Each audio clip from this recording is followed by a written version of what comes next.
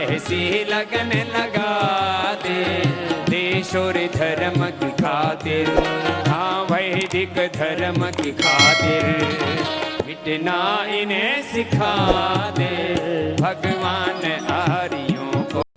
नमस्ते मित्रों, आज हम अपने महत्वपूर्ण भारतीय इतिहासकारों के इतिहास को बताने जा रहे हैं। इससे पहले मैं बता दूं आपको, आजकल लोग मनमाने ढंग से अपने प्रोपेगेंडा के अनुसार तोड़ मरोड़ कर इतिहास को प्रस्तुत कर रहे हैं।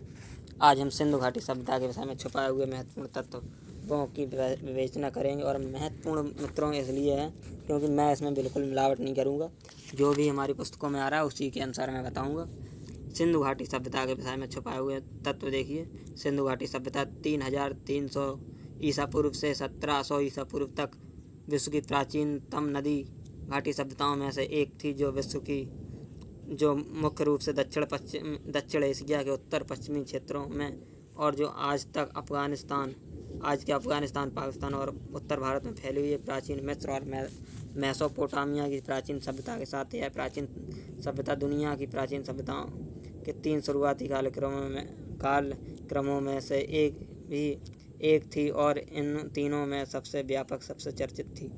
सम्मानित पत्रिका नेचर में प्रकाशित शोध के अनुसार यह सभ्यता कम से कम 8000 वर्ष पुरानी है। 7वीं शताब्दी में जब पहली बार लोगों ने पंजाब प्रांत में ईंटों के लिए मिट्टी खुदाई की, तब उन्हें वहां से बनी बनाई ईंटें मिली, जिसे लोगों ने भगवान का चमत्कार माना और उनका उपयोग घर बनाने में किया। इसके बाद 1826 में चार्ल्स मैसन ने पहली बार इस पुरानी सभ्यता को खोजा।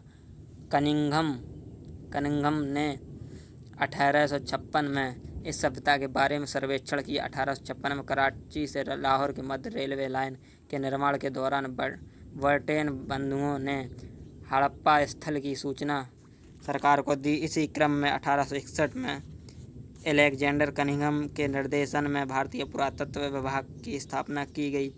1902 में लॉर्ड कर्जन द्वारा जॉन मार्शल को भारतीय पुरातत्व विभाग का महानिदेशक बनाया गया। फ्लीट ने इस पुरानी सभ्यता के बारे में एक लेख लिखा। 1921 में दयाराम साहनी ने हड़प्पा का उत्खनन किया। इस प्रकार इस सभ्यता का नाम हड़प्पा रखा गया व दयानंद साहनी को इसका खोजकर्ता माना गया।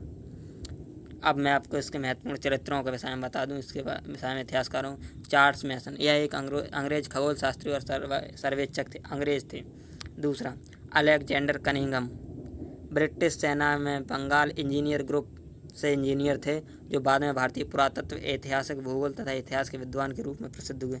इन्हें इनके योगदानों के लिए ऑर्डर ऑफ स्टार इंडिया, उसके बाद ऑर्डर ऑफ इंडियन एम्पायर से भी नवाजा गया, सम्मानित किया गया। इन्हें Knight Commander of Indian Empire घोषित किया। इससे इन्हें इतिहास में इतनी खींच थी, अर्थात इतनी रुचि थी, खींच मैंने शब्दों के उसमें लिख दिए गलत, चलिए कोई दिक्कत नहीं है।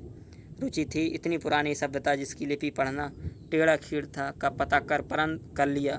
परंतु मोहम्मद बिन कासिम के हमले के 500 वर्ष बाद महमूद गजनवी और गोरी के आक्रमण के बीच के काल में क्या हुआ, इसका पता करते समय इनके फेफड़ों में पेट दर्द के कारण जल्दी दुनिया से निकल लिए।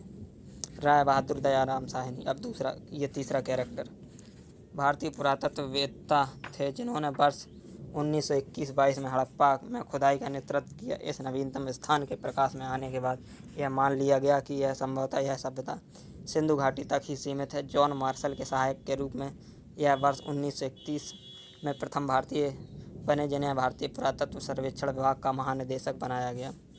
अच्छा, ये देखिए, महानिदेशक बनाया गया। ये एकमात्र, या राखोल नाम से कोई एक और थे, ये 2 ही इसमें भारतीय थे, उसके बाद सारे अंग्रेज थे और उनको बहुत चिंता थी भारतीय इतिहास की। इसके विषय में कल मैं बताऊंगा आपको। परंतु राय बहादुर सर छोटू राम ने प्रथम विश्व युद्ध के रोहतक से 22,144 जाट सैनिक भर्ती करवाए, जो सारे अन्य सैनिकों का आधा भाग था। इसलिए हम समझ सकते हैं इन्हें राय बहादुर की उपाधि दी गई। किस लिए दी गई? ओम नमस्ते, जय श्री राम। अगर आपको वीडियो अच्छा लगा हो तो चैनल को सब्सक्राइब करें और कल इसका अगला भाग आएगा, अवश्य देखें। ओम नमस्ते।